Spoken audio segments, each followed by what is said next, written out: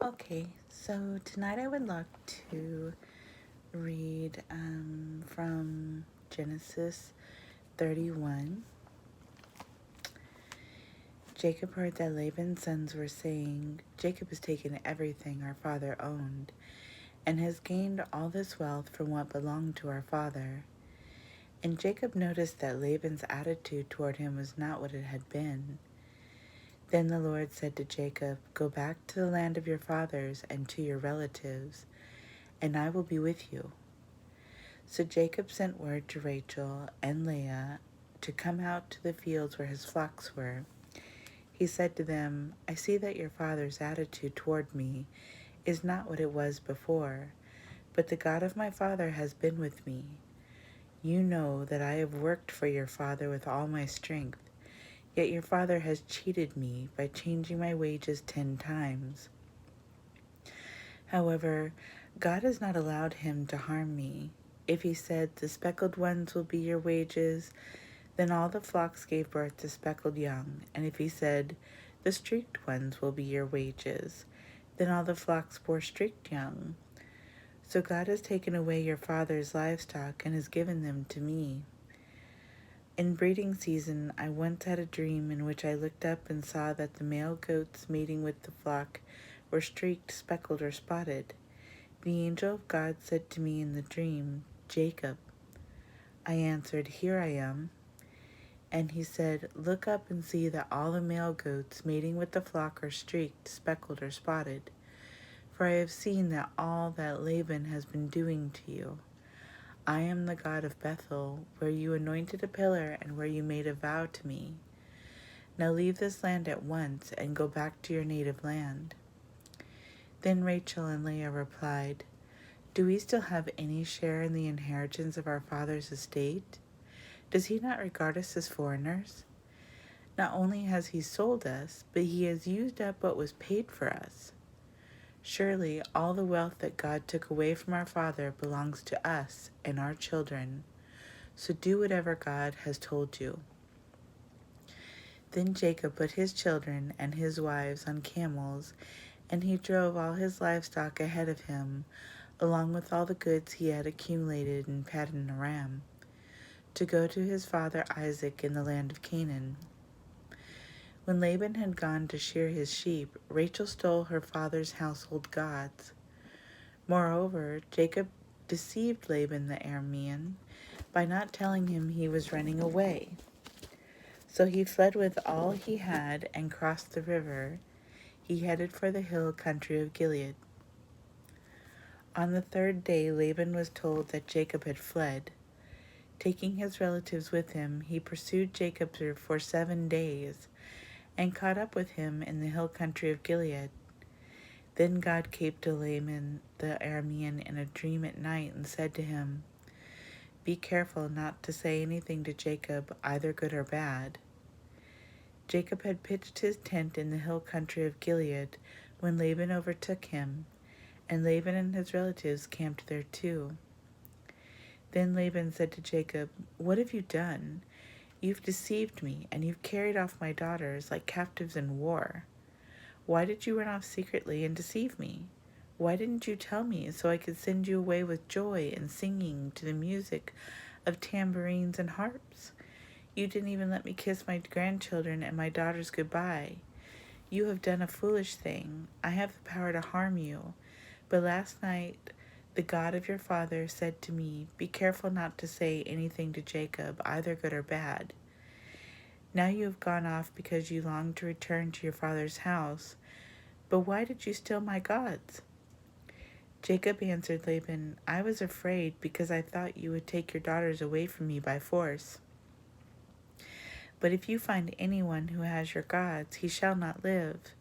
In the presence of our relatives, see for yourself whether there is anything of yours here with me, and if so, take it." Now Jacob did not know that Rachel had stolen the gods. So Laban went into Jacob's tent, and into Leah's tent, and into the tent of the two maidservants, but he found nothing. After he came out of Leah's tent, he entered Rachel's tent. Now Rachel had taken the household gods and put them inside her camel's saddle, and was sitting on them. Laban searched through everything in the tent but found nothing. Rachel said to her father, "Don't be angry, my lord, that I cannot stand up in your presence. I'm having my period." So he searched but could not find the household gods. Jacob was angry and took Laban to task. "What is my crime?" he asked Laban. "What sin have I committed that you hunt me down? Now that you have searched through all my goods, what have you found that belongs to your household? Put it here in front of your relatives and mine, and let them judge between the two of us. I have been with you for 20 years now. Your sheep and goats have not miscarried, nor have I eaten rams from your flocks. I did not bring you animals torn by wild beasts. I bore the loss myself. And you demanded payment from me for whatever was stolen by day or night. This was my situation. The heat consumed me in the daytime, and the cold at night, and sleep fled from my eyes. It was like this for the 20 years I was in your household. I worked for you 14 years for your 2 daughters, and 6 years for your flocks, and you changed my wages 10 times. If the God of my father, the God of Abraham, and the fear of Isaac had not been with me, you surely would have sent me away empty-handed. But God has seen my hardship and the toil of my hands, and last night he rebuked you." Laban answered Jacob, "The women are my daughters, the children are my children, and the flocks are my flocks. All you see is mine. Yet what can I do today about these daughters of mine, or about the children they have borne? Come now, let's make a covenant, you and I, and let it serve as a witness between us." So Jacob took a stone and set it up as a pillar. He said to his relatives, "Gather some stones." So they took stones and piled them into a heap, and they ate there by the heap. Laban called it Jegar Sahadutha, and Jacob called it Gilead. Laban said, "This heap is a witness between you and me today." This is why it was called Gilead. It was also called Mizpah, because he said, "May the Lord keep watch between you and me when we are away from each other. If you mistreat my daughters, or if you take any wives besides my daughters, even though no one is with us, remember that God is a witness between you and me." Laban also said to Jacob, "Here is this heap, and here is the pillar I have set up between you and me. This heap is a witness, and this pillar a witness, that I will not go past this heap to your side to harm you, and that you will not go past this heap and pillar to my side to harm me. May the God of Abraham and the God of Nahor, the God of their father, judge between us." So Jacob took an oath in the name of the fear of his father Isaac. He offered a sacrifice there in the hill country and invited his relatives to a meal. After they had eaten, they spent the night there. Early the next morning, Laban kissed his grandchildren and his daughters, blessed them, and then he left and returned home. So I wanted to stop there and talk about Laban.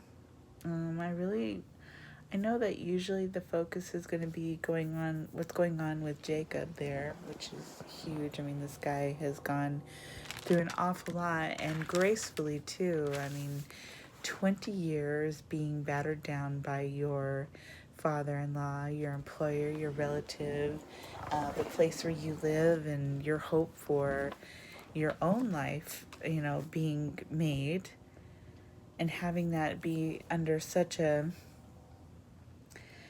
heavy hand when it came to someone he should have been able to trust and was not able to trust.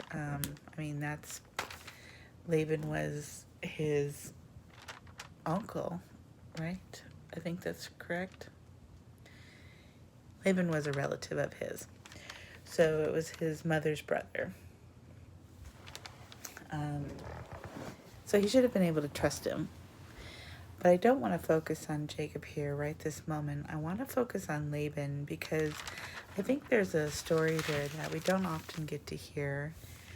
So when we first meet Laban in Genesis 24:29 through 31. He is younger, and he is living in town with his sister before she is taken to meet her husband.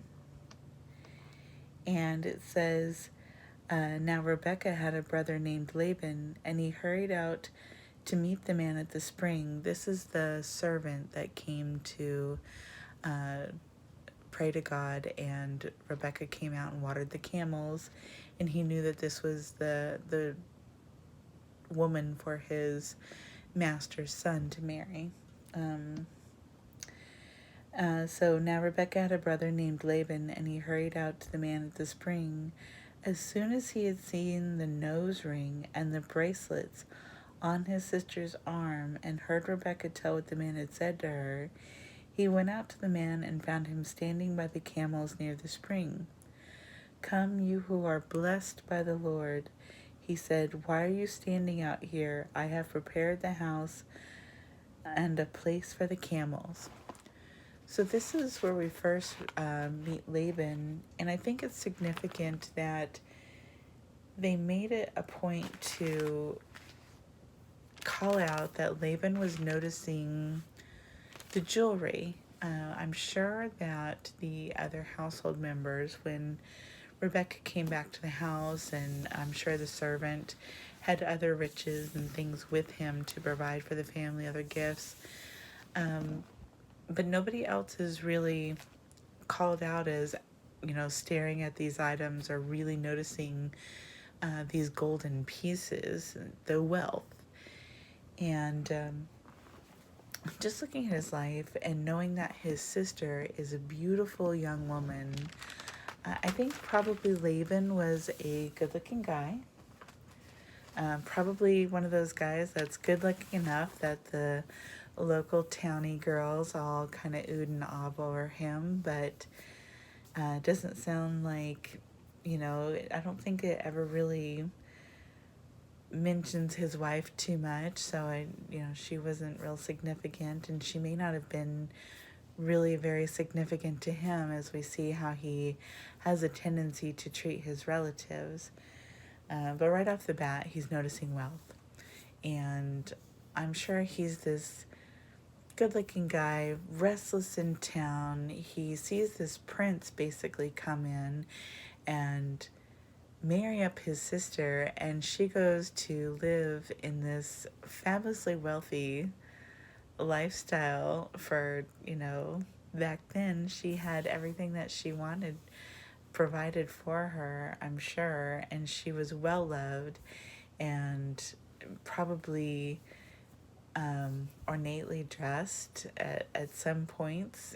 She had gold and jewelry, and he saw that. I'm sure he wanted that. I'm sure he wanted that lifestyle, that he wanted to be blessed like that. He wanted those riches, and he wanted that renown. I think he wanted that renown as well. But the way he goes about it is completely different, because Isaac's father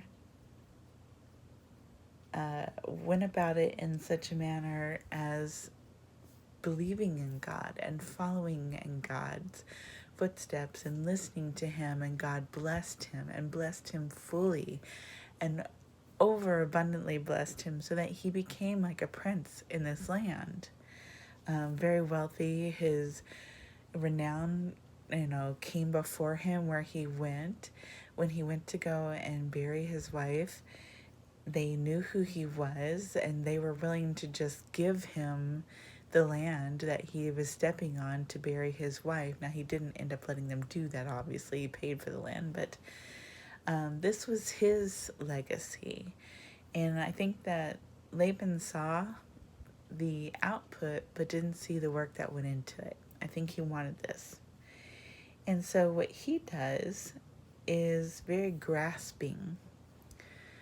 He has riches. He's got a beautiful daughter. And I think that just watching how Leah responds to her life with Jacob, that she was probably a really good daughter. She is obedient, she seeks love, she works really hard within her household. And I don't think that she just woke up one morning married and began to act like that. I think that that was who she was. So he spurned his good and wonderful obedient daughter.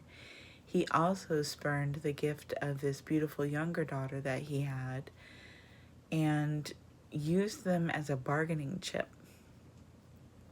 Now, he used them as a bargaining chip to keep Jacob, whom he knew was of this line of the blessed people that he had met. So here once again he is just tinging next to this life that he wants and this fabulous wealth and all of that. He's right next to it and he just wants a piece of it, but he's gonna go about it completely wrong.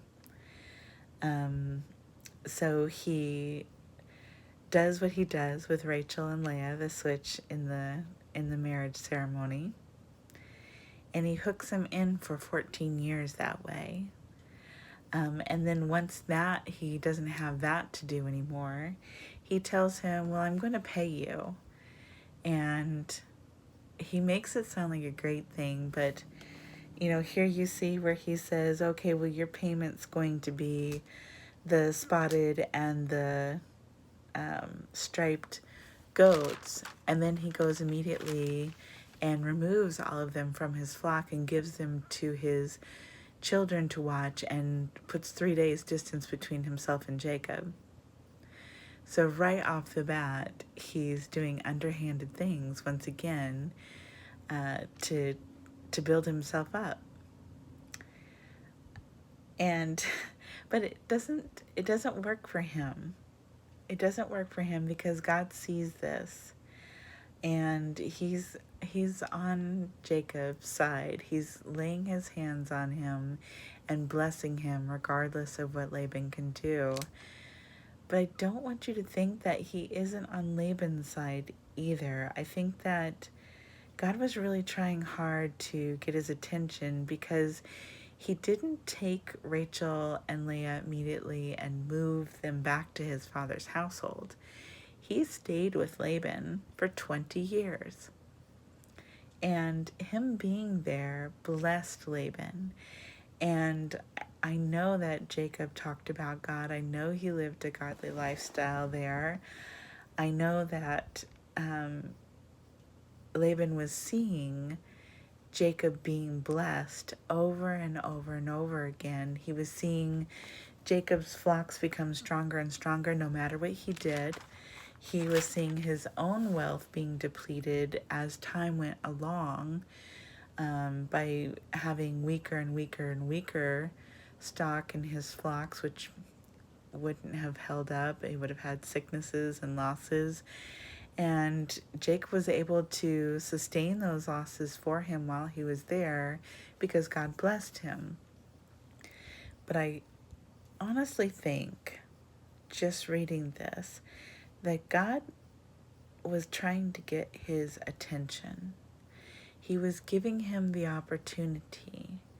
So here you have this man who is very about himself, as we all are. We can all have that very me, selfish attitude, very inward seeking and inward looking attitude. And we can also try very hard to create our own blessing. And that doesn't mean the grind.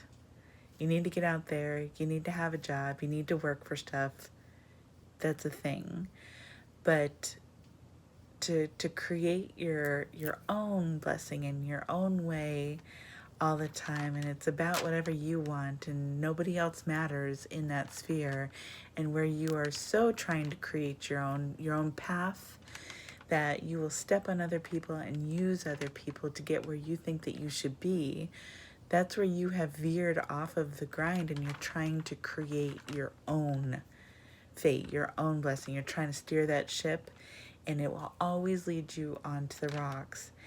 And God doesn't only just say, I'm going to bless you with these beautiful children, but he brings his servant into his household and intermarries them so that Laban can see, here is my servant being blessed. Here is my servant with a humble heart. Here is how I want you to be. I want you to humble yourself and have that relationship with me so that I can bless you, so that you can be blessed in a sustainable manner, so that you're not always trying to fight your way. You can rest assured that I have your back and that I will bless you. So 20 years, Jacob is sitting in his home. So God has brought that blessing right next to him, and Laban can't see it.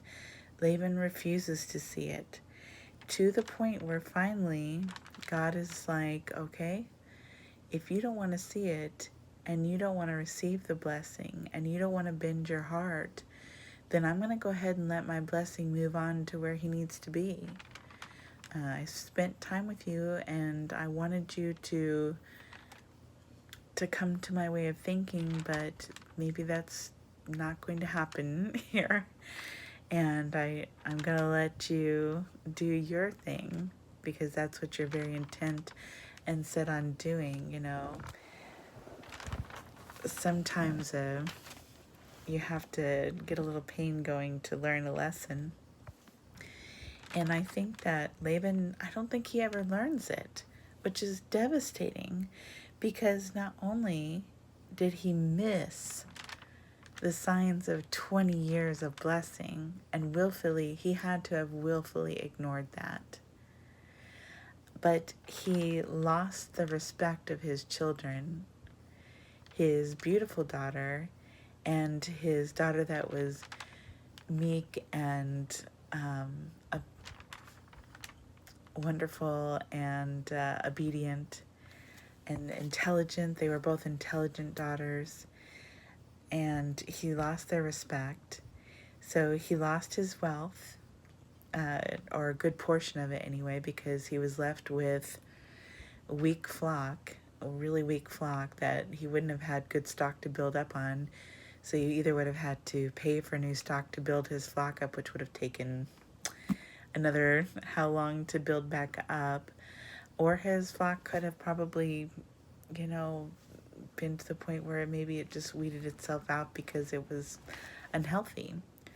So he would have started incurring all those debts there, spending money to strengthen his flock or replace his flock as they died or got killed because they weren't strong enough to live. And he lost his entire family. His entire family moved out on him. All of his children, all of his grandchildren moving away where he's not going to see them. And he surely sees that Jacob is going to grow and grow and grow, because he stops the middle of his tirade and says, let's make a covenant so that you don't cross this line and come and harm me. And I don't come across this line and harm you either. There's that bravado. So it's really easy. I really wanted to focus on him because sometimes we can try so hard to not believe that God will make a way for us, that God has blessings in store for us, that he has a plan for us. We can try so hard to make our own blessing and our own fate that we move beyond just trying to work and, live our lives into a whole other area of sin, blind and willful sinning. And God will draw close and he will show you, this is the blessing. Do you see my children being blessed? Don't you want that too? Can't you let go of the wheel? Can't you let me drive for a little bit and take you where I need you to go so that you can receive my blessing, because it's so much better than what you are trying to bless yourself with? And in the end, if we keep refusing that blessing, if we keep saying no, God will eventually accept the no. He is a good and loving Father, and He will chase you, and He will beg for you to just turn and love Him back, because He loves you so much. He loves you so much. He gave His only Son to die on a cross for you because He loves you so much.